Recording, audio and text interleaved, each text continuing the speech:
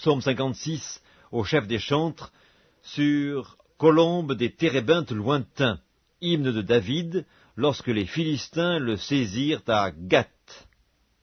Aie pitié de moi, ô Dieu, car des hommes me harcèlent.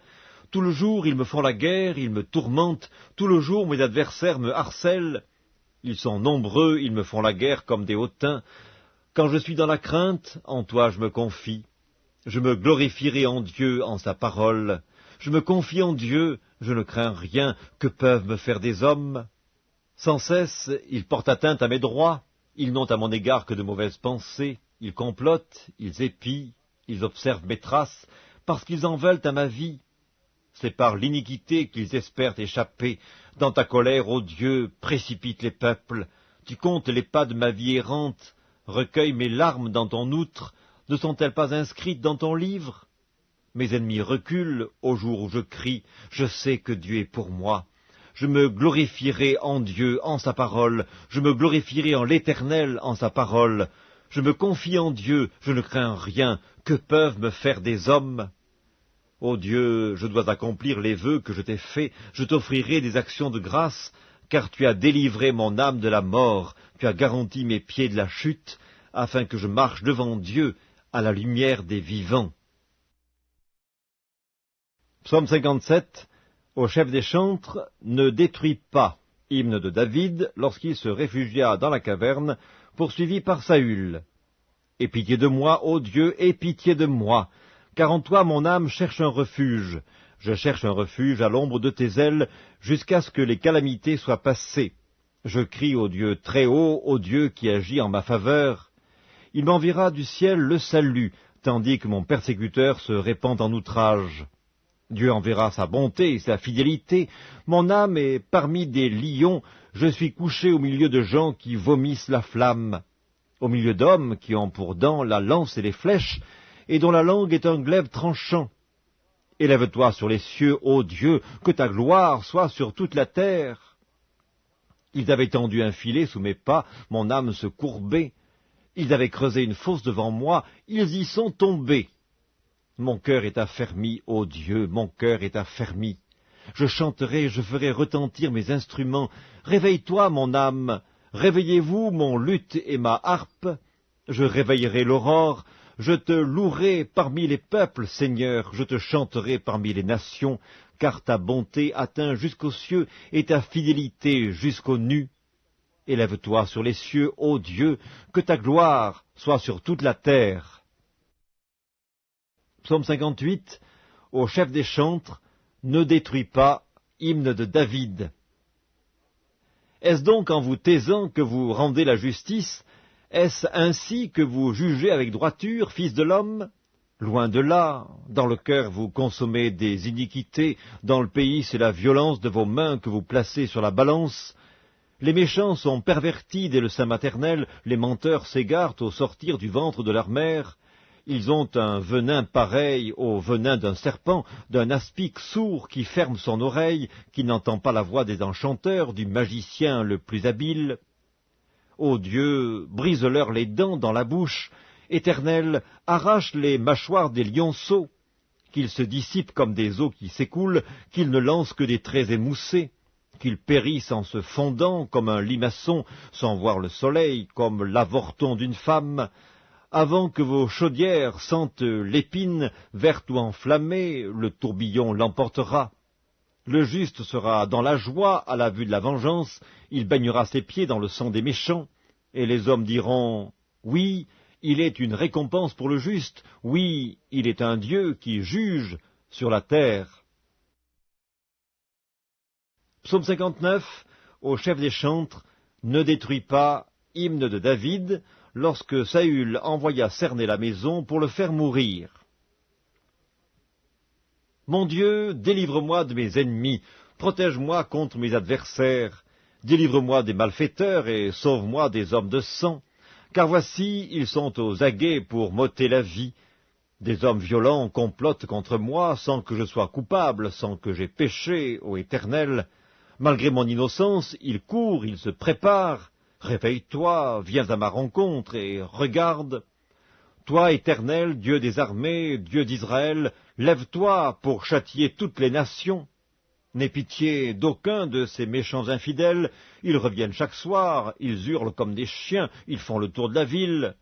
Voici, de leur bouche, ils font jaillir le mal, des glaives sont sur leurs lèvres.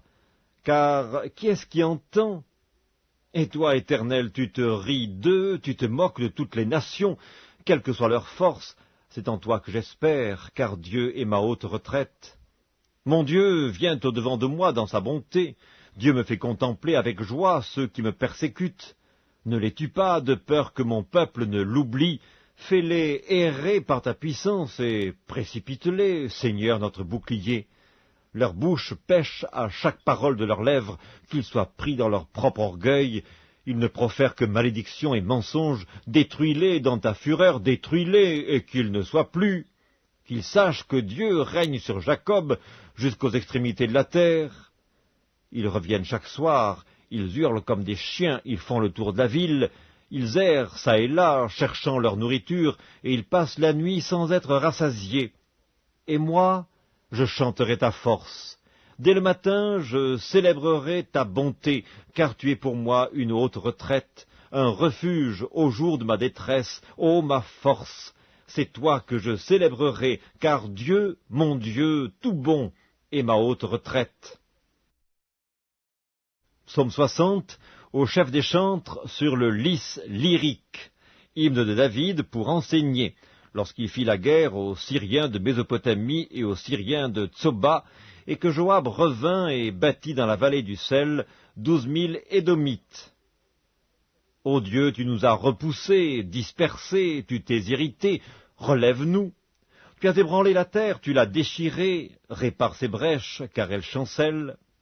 Tu as fait voir à ton peuple des choses dures, tu nous as abreuvés d'un vin d'étourdissement, tu as donné à ceux qui te craignent une bannière, pour qu'elle s'élève à cause de la vérité. Afin que tes bien-aimés soient délivrés, sauve par ta droite et exauce-nous. Dieu a dit dans sa sainteté, je triompherai, je partagerai Sichem, je mesurerai la vallée de Sukkot. À moi Galaad, à moi Manassé, Éphraïm est le rempart de ma tête, et Juda mon sceptre. Moab est le bassin où je me lave, je jette mon soulier sur Édom, pays des Philistins pousse à mon sujet des cris de joie. Qui me mènera dans la ville forte? Qui me conduit à Édom? N'est-ce pas toi, ô Dieu, qui nous a repoussés et qui ne sortait plus, ô Dieu, avec nos armées? Donne-nous du secours contre la détresse, le secours de l'homme n'est que vanité. Avec Dieu, nous ferons des exploits, il écrasera nos ennemis.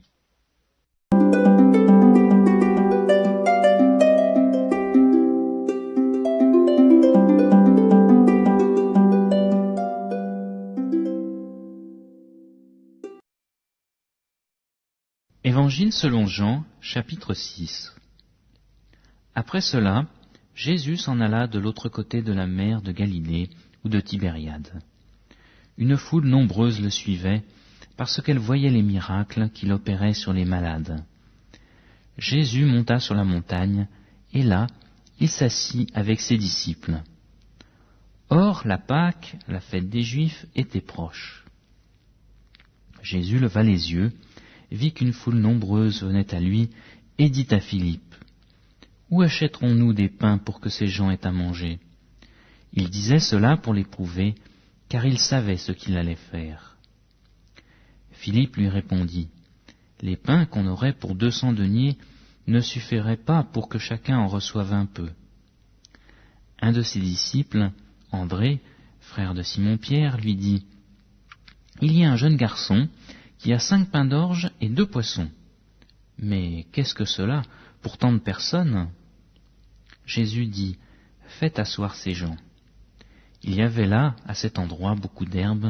Ils s'assirent donc au nombre d'environ 5000 hommes. Jésus prit les pains, rendit grâce, et les distribua à ceux qui étaient là. Il en fit de même des poissons, autant qu'ils en voulurent. Lorsqu'ils furent rassasiés, il dit à ses disciples, « Ramassez les morceaux qui restent, afin que rien ne se perde. » Ils les ramassèrent donc, et ils remplirent 12 paniers avec les morceaux des 5 pains d'orge qui restaient à ceux qui avaient mangé.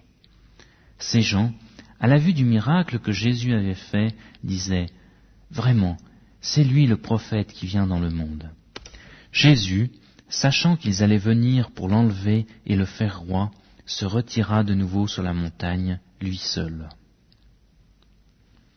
Le soir venu, ses disciples descendirent jusqu'à la mer. Ils montèrent dans une barque pour se rendre à Capernaum, de l'autre côté de la mer. Les ténèbres étaient déjà venues, et Jésus ne les avait pas encore rejoints. Un vent violent soufflait, et la mer se soulevait. Après avoir ramé environ 25 ou 30 stades, ils aperçurent Jésus qui marchait sur la mer, et s'approchait de la barque. Et ils furent dans la crainte. Mais Jésus leur dit, « C'est moi, soyez sans crainte. » Ils voulaient donc le prendre dans la barque, et aussitôt la barque toucha à terre, là où ils allaient. Le lendemain, la foule qui était restée de l'autre côté de la mer vit qu'il ne s'était trouvé là qu'une seule barque, et que Jésus n'était pas monté dans cette barque avec ses disciples, mais que les disciples étaient partis seuls. Mais d'autres barques arrivèrent de Tibériade, près du lieu où ils avaient mangé le pain, après que le Seigneur eut rendu grâce. Quand les gens de la foule virent que ni Jésus ni ses disciples n'étaient là, ils montèrent eux-mêmes dans ces barques et allèrent à Capernaum à la recherche de Jésus. Ils le trouvèrent de l'autre côté de la mer et lui dirent, « Rabbi, quand es-tu venu ici ?» Jésus répondit, « en vérité, je vous le dis, vous me cherchez, non pas parce que vous avez vu des miracles, mais parce que vous avez mangé des pains et que vous avez été rassasiés. Travaillez, non en vue de la nourriture qui périt, mais en vue de la nourriture qui subsiste pour la vie éternelle, celle que le Fils de l'homme vous donnera, car c'est lui que le Père, Dieu, a marqué de son sceau. » Ils lui dirent, « Que ferons-nous afin de travailler pour les œuvres de Dieu ?»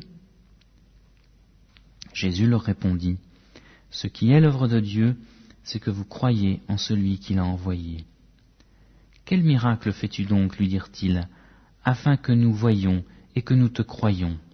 Quelle œuvre fais-tu? Nos pères ont mangé la manne dans le désert, selon ce qui est écrit, il leur donna à manger le pain venu du ciel. » Jésus leur dit, « En vérité, je vous le dis, ce n'est pas Moïse qui vous a donné le pain venu du ciel, mais mon Père vous donne le vrai pain venu du ciel. Car le pain de Dieu, c'est celui qui descend du ciel et qui donne la vie au monde. » Ils lui dirent, « Seigneur, donne-nous toujours de ce pain-là. » Jésus leur dit, « Moi, je suis le pain de vie. Celui qui vient à moi n'aura jamais faim, et celui qui croit en moi n'aura jamais soif. Mais je vous l'ai dit, vous m'avez vu, et vous ne me croyez pas. Tout ce que le Père me donne viendra à moi, et je ne jetterai point dehors celui qui vient à moi. Car je suis descendu du ciel pour faire non pas ma volonté, mais la volonté de celui qui m'a envoyé. Or voici la volonté de celui qui m'a envoyé, que je ne perde rien de ce qu'il m'a donné, mais que je le ressuscite au dernier jour.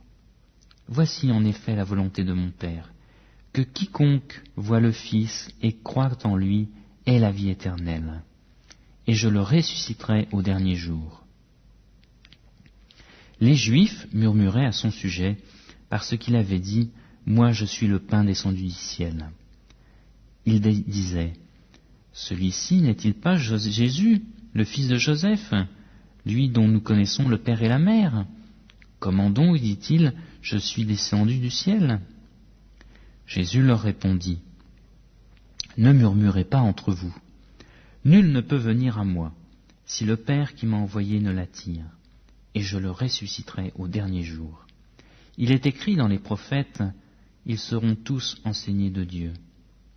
Quiconque a entendu le Père et reçu son enseignement vient à moi. Ce n'est pas que personne ait vu le Père, sinon celui qui vient de Dieu. Lui a vu le Père. En vérité, je vous le dis, celui qui croit a la vie éternelle. Moi, je suis le pain de vie.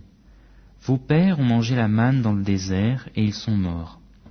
C'est ici le pain qui descend du ciel, afin que celui qui en mange ne meure pas. Moi je suis le pain vivant, descendu du ciel. Si quelqu'un mange de ce pain, il vivra éternellement. Et le pain que je donnerai, c'est ma chair pour la vie du monde. » Les Juifs se querellaient entre eux et disaient, « Comment celui-ci peut-il nous donner sa chair à manger ?» Jésus leur dit, « En vérité, je vous le dis, si vous ne mangez pas la chair du Fils de l'homme, et si vous ne buvez pas son sang, vous n'avez pas la vie en vous. Celui qui mange ma chair et qui boit mon sang a la vie éternelle, et je le ressusciterai au dernier jour. Car ma chair est vraiment une nourriture, et mon sang est vraiment un breuvage. Celui qui mange ma chair et boit mon sang demeure en moi, et moi en lui. Comme le Père qui est vivant m'a envoyé, et que je vis par le Père, ainsi celui qui me mange vivra par moi. C'est ici le pain descendu du ciel. Il n'est pas comme celui qui ont mangé vos pères. Ils sont morts. Celui qui mange ce pain vivra éternellement. » C'est ce que Jésus dit alors qu'il enseignait dans la synagogue à Capernaum. Après l'avoir entendu, plusieurs de ses disciples dirent, « Cette parole est dure, qui peut l'écouter ?» Jésus, sachant lui-même que ses disciples murmuraient à ce sujet, leur dit, « Cela vous scandalise ? Et si vous voyiez le Fils de l'homme monter où il était auparavant ? C'est l'Esprit qui vivifie. La chair ne sert de rien. Les paroles que je vous ai dites sont esprit et vie. Mais il en est parmi vous quelques-uns qui ne croient pas. » Car Jésus savait dès le commencement qui étaient ceux qui ne croyaient pas et qui était celui qui le livrerait. Et il disait, « C'est pourquoi je vous ai dit que nul ne peut venir à moi si cela ne lui est donné par le Père. » Dès lors, plusieurs de ses disciples se retirèrent en arrière et cessèrent d'aller avec lui. Jésus dit donc aux 12, « Et vous, ne voulez pas vous aussi vous en aller ?» Simon-Pierre lui répondit, « Seigneur, à qui irions-nous ? Tu as les paroles de la vie éternelle. Et nous avons cru, et nous avons connu que c'est toi le Christ, le Saint de Dieu. » Jésus leur répondit, « N'est-ce pas moi qui vous ai choisis, vous les 12 ? Et l'un de vous est un démon. » Il parlait de Judas, fils de Simon Iscariote, car c'était lui qui devait le livrer, lui l'un des 12.